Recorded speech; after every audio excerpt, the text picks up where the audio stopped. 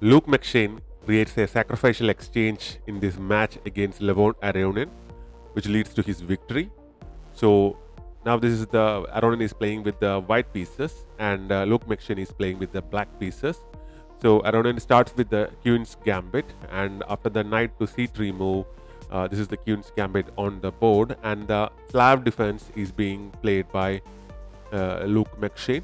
Now the bishop goes to g5, attacking the knight, and so the pawn is taken. D into c4 is taken first, and after that a4 is played, and h6 is pushed, trying to push the bishop away, and the bishop retreats to h4, and b5 is now played. Usually, uh, when you play this move, after the pawns get exchanged, the knight into b5 is played by Levon Aronian. Normally, you don't capture back in this position, because if you capture back, your rook will be gone unless you have your bishop on b7 here. So basically, nobody captures, but Luke McShane goes for a sacrificial exchange, and he exchanged his rook for a uh, for a knight, and after that the bishop goes to b7, attacking the rook, and the rook goes back to a1, and immediately g5 is played by Luke McShane, attacking the bishop, and the bishop retreats to g3, and e6 is now played, allowing this dark square bishop to develop. And now this is the e3 is a crucial move, because this bishop will come in here and place a check, and the king won't have anywhere else to go, and the only possible move is to close with the queen or with the knight. And if you do that, next move will be the knight jumping here, and you lose one of the one piece basically, or your queen for two pieces.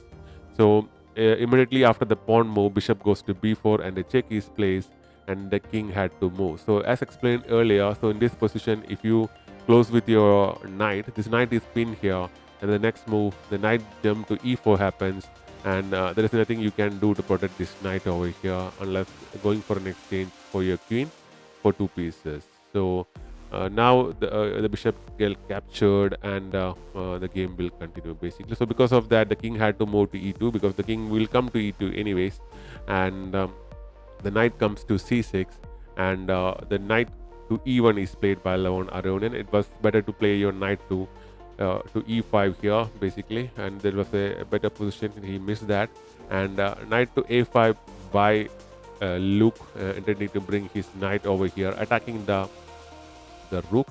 So the bishop to e5 is played basically, and castles on the king side. Luke as of the 16th move, very late castling.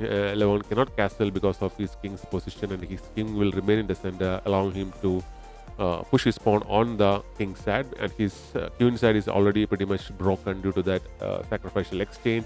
And immediately Levon plays h4, and g4 is played. He do not go for the exchange of the pawn, which will activate the rook, and soon the queen will come in on the king side, launching an attack on the king side of Luke. So g4 was played, and knight to c2 is played, attacking the bishops. The bishop retrieves to e7, supporting the knight, and after that the king goes back to e1, and the knight jumps to b3, attacking the rook, and the rook goes to a2, trying to support the weak isolated pawn over there, and h5 is played by Luke, creating this double pawn structure over here, and also relieving this knight from the support of this particular pawn over here. Bishop goes to e2, and bishop to d6 is played by Luke, and f3 is played by Levon, and then comes knight to d5 basically. So here the exchange of the bishops was preferable, but didn't happen. So after the pawns get exchanged, the bishop gets taken, and the pawn comes here, and the queen goes to b6, going for this attack of this lone pawn here, which is supported by the knight once, but it's attacked twice. So the bishop goes to f3, attacking this knight, and the knight goes for capture of that particular pawn, and here the knight takes the knight back, and the queen takes the knight back, creating a check.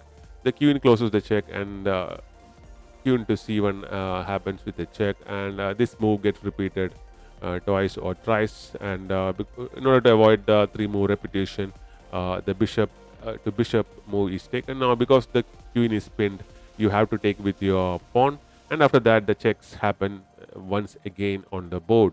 So after the series moved, queen to f4 is now played, and queen goes to h2, trying to exchange of the queens, trying to even out the playing field, because you cannot exchange of the queens because you're already down the exchange and you need your queen on the board. And after and he just took the f3 pawn basically, and the rook comes into f1 attacking the queen, and the queen goes to e4 creating a check, and the king goes to f2 trying to escape into the under the protection of the rook and the queen, and the knight to d2 move is played, and the rook attacking the rook, and the rook goes to g1, and after that queen to f3 is played. And actually in this position, Levon basically resigns the game, because after the king moves to e1, the following combination will happen, and after the check, if you move your king anywhere, checkmate will be sooner. This is the longest form, and after that the knight can come in here because this queen is pinned, and so the queen cannot take. And after the check, the king have to move to d1, and the rook sinks into action with a d8 plus check. And after the king moves to c2, the knight again goes there creating a check, and the queen takes the rook, and after the queen closes the check, it's a checkmate on the board. Because of the rook's presence here, you cannot move your king to a7 a2 here basically. So that's the game basically. So Luke McShane defeated Levon Aronian in this particular game. So thanks very much for watching. We'll be back with more such videos.